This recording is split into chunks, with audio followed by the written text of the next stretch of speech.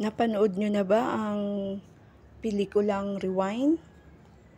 Alam nyo ba ang ipinapaalala ng pelikulang iyon para sa akin ay ang mga bagay-bagay na ginagawa natin dito habang tayo'y nabubuhay, pakikitungo, pakikipagkapwa, at ipinapaalala din ng pelikulang iyon na anumang talino ng tao, gaano ka man kasikat ngayon, dumarating ang pagkalaos. Nawawala ang talino sa oras ng pagtanda.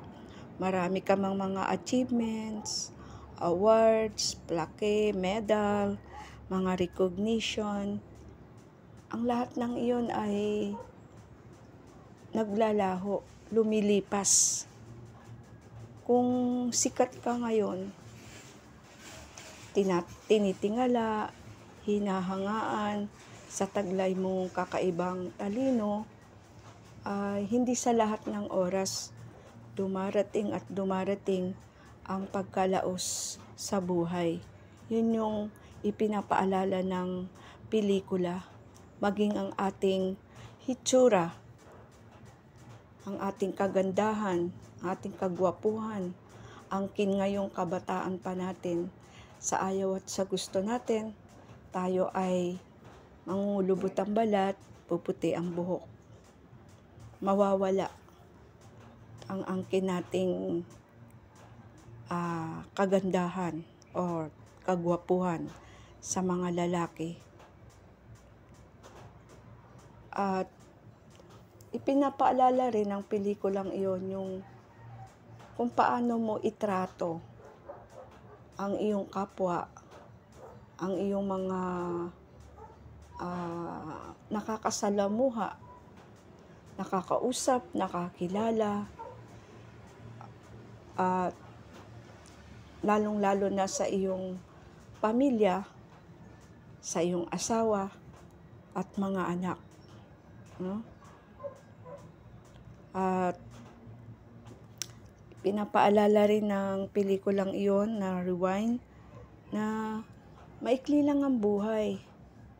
Dapat kung saan tayo masaya at nag-i-enjoy, yun ang gawin natin. At pilitin nating maging masaya, maging mabuting halimbawa sa ating pamilya at sa mata ng ating mga anak at ng mga taong nakapalibot sa atin. Dahil sa ayaw at sa gusto natin, para tayong mga halaman, bulaklak, dahon na sisibol at lalago, mamumunga, pero darating ang panahon, ang tamang panahon, na tayo ay lilisan din sa mundong ito.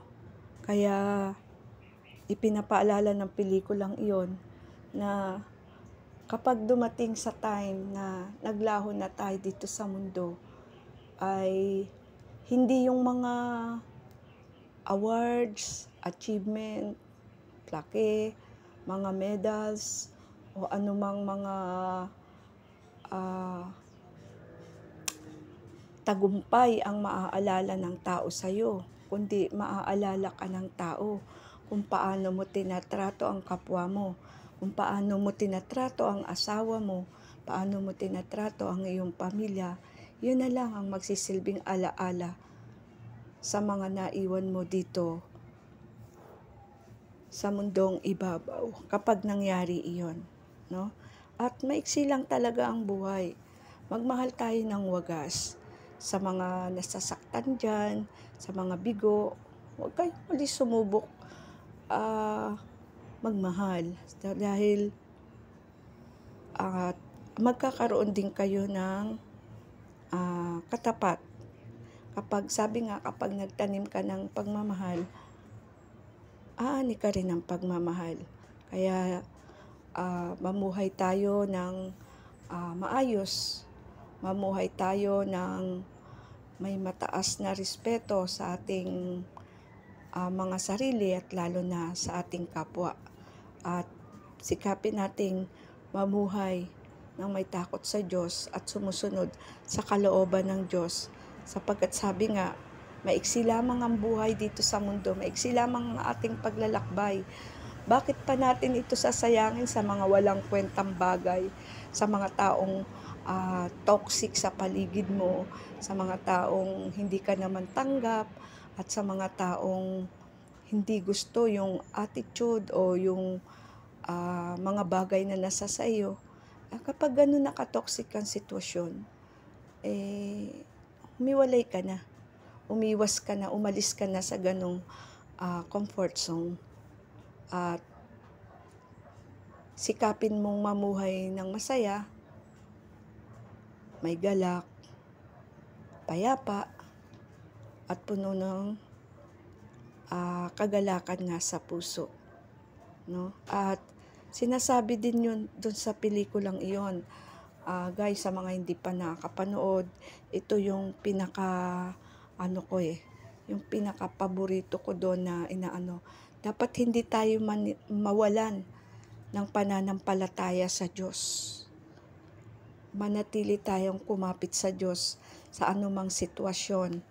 May kaguluhan man, kasaganaan, kahirapan, ay huwag nating babaliwalain ang Diyos. Sabi nga, have faith.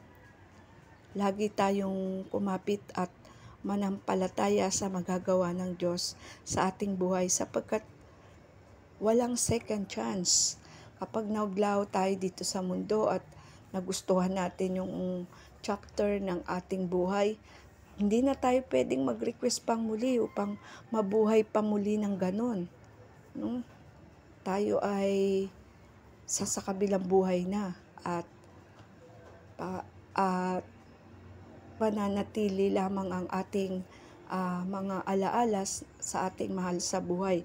Kaya piliin mo, sikapin mong mag-iwan ng mga magagandang alaala, lalo na sa pamilya mo, sa asawa mo, at lalong-lalo na sa mga anak mo.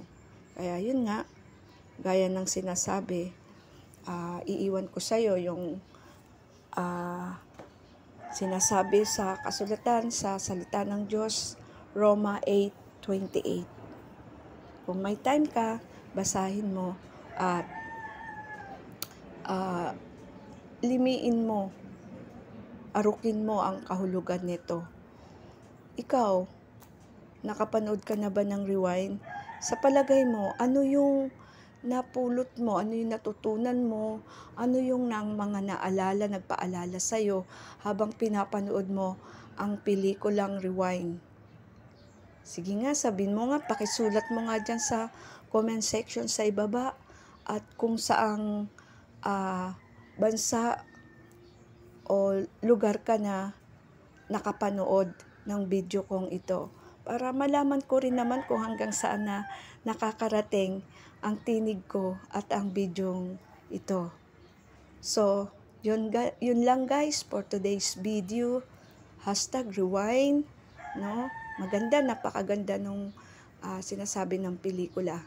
At harinawa sa mga nakapanood ay mag-iwan ng gintong aral at sa mga hindi nakapanood pero nakapakinig sa video kong ito ay magkaroon kayo ng idea kung ano yung buod o nilalaman ng kwento sa Rewind. At kung nakaabot ka sa part ng video kong ito, ay huwag mong kalimutang i-like. Bago ka lumisan, kung napadaan ka lang at bago ka pa lang sa channel ko, huwag mo na rin kalimutang mag-subscribe at pindutin ang notification bell, piliin ang all para updated ka na sa mga susunod kong mga video. So, yun lang guys for today's video ang tungkol sa Rewind at ang mga nais ipaalala nito sa atin. Have a nice day. God bless everyone. Thanks for watching. At gaya ng paulit-ulit ko sinasabi, simula ng araw, ng may ngiti sa labi.